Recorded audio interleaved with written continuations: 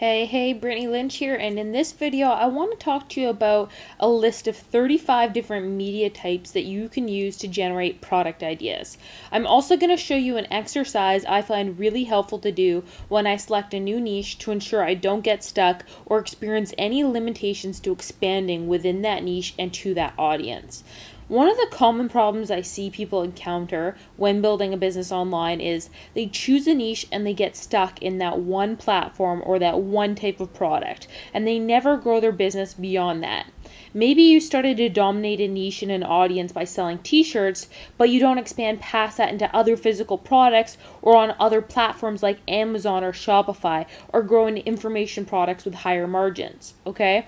Most people start an online business by investing in a program that teaches a specific model, be it info marketing, Amazon, Shopify, Teespring, whatever it is, and they get stuck and limit themselves to just that platform rather than expanding into their audience and growing their product offerings. So I guess what I want to tell you is there really is no right or wrong way to build an online business, and I don't want you to limit yourself to one category or method just because you followed a program and in that system that's what they did. All right, so they're great guides, but they aren't usually hard and fast rules. So hopefully with this list it will give you an idea of different product types you can use to offer to your audience in your niche.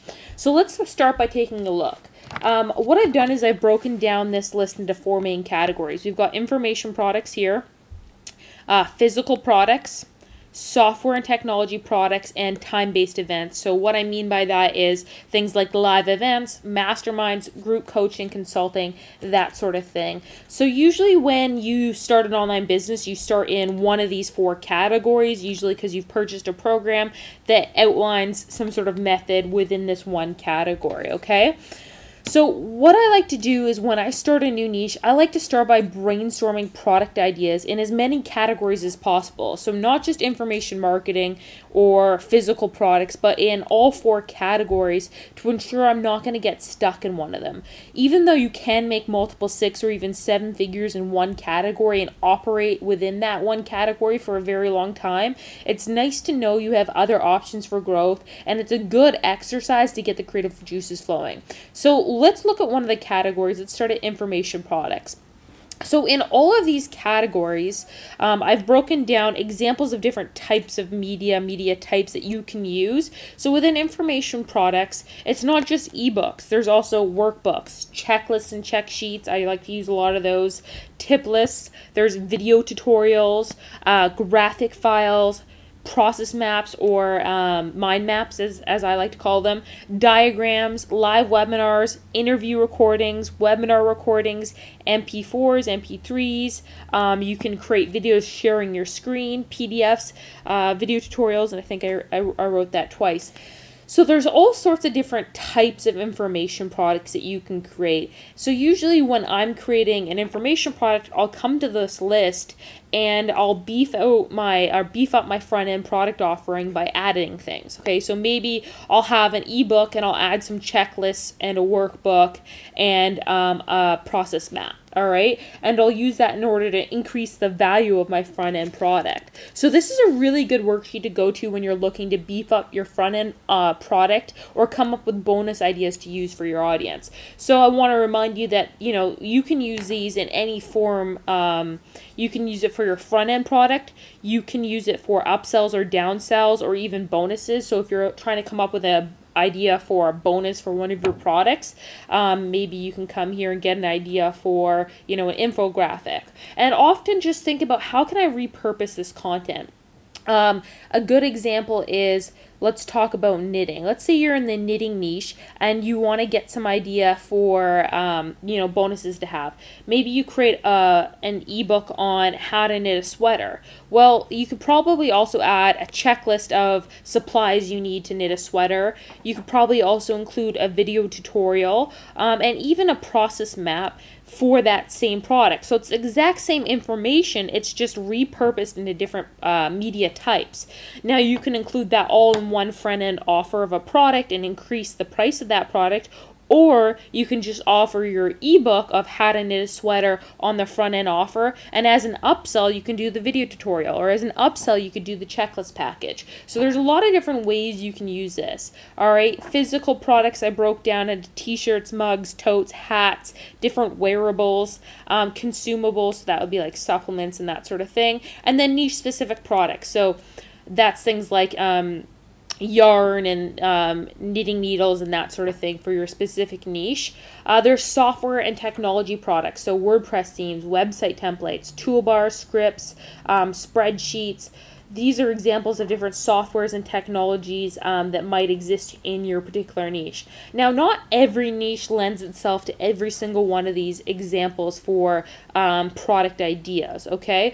But again, when I'm trying to come up with ideas for a niche and brainstorm on a niche, I like to work through this worksheet and try to write down as many ideas as I can possibly have, so that I kind of can expand the horizon of that niche and I'm not limiting myself. Time-based events, so that's things like live events, masterminds, group coaching, consulting, done for you, email coaching. These are usually good upsells. Sometimes people start with this. They start with coaching and then they get into info products or physical products. But there's so many different ways that you can use these. And again, I just find this worksheet really helpful for when I'm trying to come up with a new front-end product. I'll do a combination of the things on this list. Or if I'm trying to come up with a bonus for someone else's product, again, I can use a combination of this. So it's really helpful in that way. Okay, so hopefully you found that helpful. Now what I want to show you to do is there's a few different tools and strategies that I use to generate ideas for different product types. The 4 categories that I've outlined, which are information product, physical product, software and technology, and then time-based events. So let's say that you're in the knitting niche and you want to get some ideas for the products in the 4 categories. Let's start with information products. So we can go to the Google keyword tool, and the Google keyword tool is a great tool for just getting an idea of the overview of your niche, kind of what are people searching for within that niche. So if you go to adwords.google.com/keyword planner, you can just type in your keyword. So in this case, I want to type in something pretty broad for that niche. So in this case, I'm going to say learn to knit. If you're in another niche, maybe you're like camping, learn to camp. Just type in kind of a generic keyword for that niche. And what I'll do is I'll scroll down and I'll just start to get an idea of monthly search volume, and then I'll look at, you know, specifics. So learn to knit a scarf. Because as we know, knitting is very broad. There's specific projects that you can create. So maybe I want to get an idea of the different ebooks I can create in this niche. So maybe learning to knit a scarf is a good example of a niche ebook. Maybe learn to knit a blanket is another good one. Again, just looking at it, knitting patterns, scarf patterns, that seems to keep coming up. Scarf knitting patterns. Let's see. Lots of scarves coming up, and I've seen several blankets too. So you can also kind of refine the results on the keyword tool. So I select keywords to include. So if you want to get an idea for like the search volume for something specific, like learn to knit a blanket, you can just enter that in here and press enter.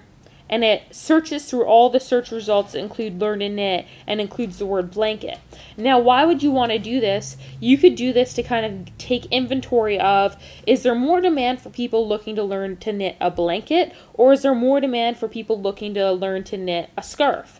And so now you can kind of see in this, using this learn to knit, we've got an idea for how many of the phrases include the word blanket, okay? And then you can do the same thing for, let's say, hat. Okay. And again, you can do it for scarves as well. Now, learn to knit is just one phrase within this particular niche. You can also maybe enter the word patterns and take out the plural form of it. So hat patterns. And and you want to be careful. Sometimes they're not relevant, like Dr. Seuss might not be relevant. So again, this is just a way to give you an idea for how to get an overview of your niche, to try to understand what it is that your market is asking for. One of the mistakes I often see people make is that they come up with an idea, they fall in love with it immediately, and they don't verify it by looking at, all right, what does my audience actually want to learn? So another great place to get ideas is Pinterest. I love Pinterest for coming up with ideas. So I might go to Pinterest and enter in the word knit. So we've got the search results here, and then what you can do is you basically want to look for repins. So this number here is 1,678. That means 1,678 people have liked this pattern enough to say, okay, I'm going to repin that and save it to my Pinterest boards. So that's kind of a good indication of demand and what your audience is telling you. So any way you can just look to your audience to verify your ideas, the better. So Google Keyword Tool is one example of that. Pinterest is another. Going to, forums in your particular niche to kind of refine your idea and refine your concept is a great way. So for example, if I get an idea for an ebook, Learn to Knit a Blanket, I might go to a forum and I might look for specific questions about how to knit a blanket in order to kind of flesh out the table of contents of my ebook and learn more about my audience. So you just want to look to people who are actually in that niche. And again, I love Pinterest. I like to use my pin search tool, which basically just reorganizes the search results of a Pinterest page and brings the most repinned pins to the top so that you can look for high demand pins. You can do this manually just by kind of looking at each pin and seeing how many repins there are, but I obviously just use this tool. So it's just searching through the results right now. And when it's done, it brings all of the most repinned posts to the very top of the results and all of the least pinned posts to the bottom, so that you can now start to get an idea of, okay, are there lots of pins that are at the top that have to do with knitting blankets, knitting hats? You can get an idea for all sorts of content. So it's not just information products, it's also t-shirt ideas or physical products as well, that you can discover on Pinterest. Now this kind of is a good opportunity for me to mention that, no matter what business or category you start your business in, whether it's information or physical or software or kind of done for you sort of time-based stuff, you always want to be thinking about building your herd, building your audience. All right, that's the asset that kind of is consistent through all four categories. It's a lot easier to sell to someone who's already bought from you than to a brand new customer. And so you want to be building relationship equity, and I'm going to talk about that towards the end of the video. But one of the things that's important in relationship equity is, constant communication and, delivering value. So Pinterest is another great place to get ideas for maybe blog posts or emails and that sort of thing. So it's not just products, you can also get ideas for, content giveaway as well to your audience. So let's see here. So right off the hop, I see, a knit project for a baby, and that's probably a trend we'll see a lot of, is knit projects for babies. Let's see here. How to knit a blanket, knit animals, another how to knit a blanket, how to knit socks, knitting hats for babies and kids. So you start to see some trends, and honestly, you probably can't go too wrong with an information product on how to knit a blanket, how to knit for babies, how to knit socks. The audience seems to be telling me there's enough demand for each one of these things, okay? Same sort of thing if you want to, if you've exhausted the information product side of things, and we have gone through a few exercises to get ideas for information products. Maybe now you want to move past information products and into physical products. Pinterest is, again, a great resource for this. I might just search knitting quotes is great for t-shirts and wearables. So we'll reload the pin search tool. And again, you don't need the pin search tool. I'm using it because I have it. If you don't have it, then you can get it at pinsearchtool.com, or just really look what you want to be looking for on each pin is this number, 533. So this quote seems like it's going to be better than this one because this one only has 36, okay, or 204 versus 533. So you can manually do it. Again, I'm just going to sort. We'll just do 5 pages for now. It's a little faster. And you're just kind of looking for quotes that have a lot of kind of social proof, and that might be worthwhile testing for a t-shirt or a wearable. And I would actually just go to my Excel spreadsheet, and I'll include this spreadsheet, and I might just write down popular quotes that come up, and I might write them down right here so that I'm basically creating a worksheet of products that can be developed in the future. Now, you don't have to do them all at once. In fact, I don't recommend that. Really just focus. But again, this is a great exercise to get ideas and start to get an idea for the limitations in your niche and what's possible in your niche, the limitations and the opportunities. So does your niche lend itself to information marketing as well as physical products? Or are there really not that many opportunities for information products, but could you do a software? Start to understand your audience and the opportunity that's available to you as well as the limitations. That will just give you a better way to grow your business and really a better sense of how to grow your business too. And again, I want to remind you, don't get stuck with just one system or one platform. Often people get stuck on just Teespring or just Amazon or just Shopify or just information marketing. And usually that's because they took a program that said, do this, do that within that one system. And they stopped thinking for themselves and stopped, thinking that, okay, well, this might actually be a more natural progression for my business. So again, it's just a good exercise. So knitting quotes, let's see here. Some of these aren't completely relevant. Let's see here. I said to myself, I need to do something besides knit today. Then I laughed and I laughed. So 1,508 80 repins. I'm a knitaholic on the road to recovery. Just kidding. I'm on the road to the yarn store. That's funny. So yes, I like to knit. No, I am not old. So there's all sorts of different, opportunities for coming up for quotes for wearables. Again, Pinterest is great for coming up with ideas for physical products as well. So I just wanted to give you a few exercises for coming up with product ideas in the 4 categories and use this as a way to identify opportunities and limitations within your niche and kind of help you get unstuck if you're feeling stuck. Hopefully this kind of gives you an idea for maybe what a next step in your business could be. So before we kind of wrap up this video, I kind of want to leave with talking a little bit about one thing, which is the commonality amongst all 4 of these categories is you should always be building your herd, always be building your audience and your mailing list. That's an asset that is going to carry you through in all 4 of these different categories. And so I've outlined just a few things to focus on when it comes to building relationships with your niche, and it's not as specific as, here's 12 emails to send your list in order to develop a relationship. It's more high-level concepts that you can take and develop into your own system that's going to work best for you. And, while having done-for-you templates is awesome, understanding the concept of what's involved in those templates is just as important, if not more important. Okay?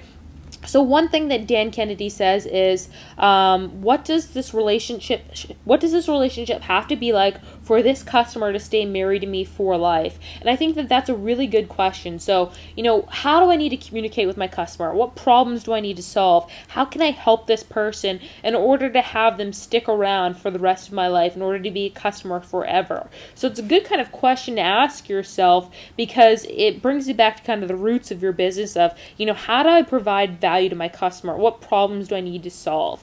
Okay, so there's a few things that are important when it comes to building relationship equity, building a relationship with your audience. Number 1 is frequency of contact and just showing up, all right? So again, one thing Dan says is if you're not actively building a relationship equity, you're destroying it because someone else is building that relationship with your customer. So every day you're not communicating with your list, someone else is, and they're building that relationship instead of you, okay? So Create a mailing schedule that you can maintain. A lot of people say, 3 times is the best amount of times to mail your list, 5 times. But at the end of the day, this is your business. And, I firmly believe you should build a business that's right for you. So if you cannot manage to mail your list 5 times a week, then at least agree to do twice or once, whatever it is, and be consistent so your customer comes to rely on you showing up then. Personality. Use your personality to create a remarkable experience and to differentiate yourself from your competitors. This is where a lot of people kind of get it wrong. They take like templates and email sequences and they don't inject their own personality into it, and they don't even really share anything about themselves. They get scared of communicating with their audience, and as a result, they just don't end up communicating at all. And that's the worst thing you can do, which is not communicate at all. And again, you want to embrace your personality. There's so many different internet marketers out there, and more than likely one of the reasons why you're on my mailing list and opening my emails is because you enjoy my approach to things and my personality. That is one of the biggest ways that you can differentiate yourself from your competitor. So that's very, very important, okay? Number 3 is give value, okay? This is something that Don Wilson does fantastic in the internet marketing niche, and that's giving value, all right? Tell them you appreciate them. Give without asking for anything in return, and this is something that honestly I think anyone in direct response-based marketing business can do more of. It's something I want to be doing more of. It's giving more value, creating more content for the list without asking for something in return. So just helping them, that goes a long way in building relationship equity that, can be banked for the future. Create feedback loops, all right? So ask your customer what they'd like to learn more about. So in fact, in this video, I'd love if you guys could comment below and let me know what topics you would like to learn more about. Do you want to learn more about paid traffic, information products, physical products? What is it that you'd like to learn more about? Let me know by commenting below so that I can use that information to create a better experience for you and more value for you on my mailing list, all right?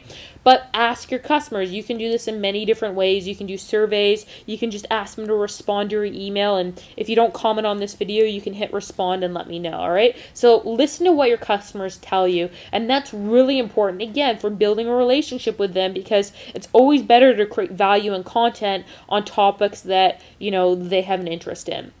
And speak to one person. So create a customer avatar and really try to just talk to one person when you write your emails. This is just like a psychological trick that I find that makes writing copy so much easier, is think of one person, write to that one person, because often people who are newer at writing copy, they get confused and they try to solve every problem and talk to everyone at the exact same time, and that just leads to kind of indecision and confusion and kind of prevents you from moving forward. So think of who your perfect customer is, what they look like, how old they are. Ask yourself, what problem is this person experiencing now? What's going on in their life? And just use that as a way to write your content, create your resources, deliver value, because it's easier to write to one person than many, all right? And just a few resources I want to leave you with that I think you're going to get a lot of value out of are a book recommendation and then an article I would recommend. So 1,000 True Fans is a fantastic article. If you've been on my mailing list for a while, you've probably seen me recommend this article before, and it really talks about how building a strong audience of even just 1,000 people who would buy anything that you have is a great way to build a 6 or even a 7-figure business. And this is so true. So many people think I need a huge mailing list in order to make a lot of money or build a business online, and this is just not the case. You can have a very small mailing list of people who really love what you do, and if they buy everything you have, you've got a really nice business, okay? So 1,000 True Fans is a great article. And then No BS Trust-Based Marketing, that's a book by Dan Kennedy, and it's really, really a great book about how to develop trust with your audience, how to gain trust and use that as a way to build your business better, because trust is so important, especially when it comes to a personality-based business. It's easier to make sales to people who trust you than those who don't. So this is a really good book. It's like $10 or something like that, and you're going to get a lot of value out of that. He's got some checklists on how to basically develop trust, and just a lot of great stories and and resources in there for relationship marketing, trust-based marketing. All right. So hopefully you found this video helpful. Again, feel free to comment or hit reply and let me know what you would like to learn more of, how I can help you more, because I would really love to do that. All right, so take care and have a great day.